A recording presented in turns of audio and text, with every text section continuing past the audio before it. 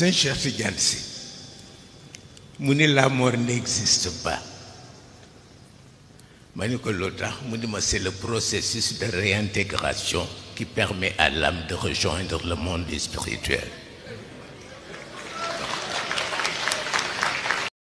waaye muñ a ngi fi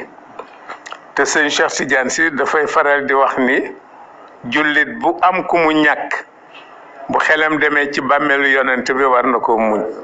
ndax tabarakallahu bàmmeelu yonent bi doy na ci war jullit te yàlla dogal na ci moom li muy dogal ci ñëpp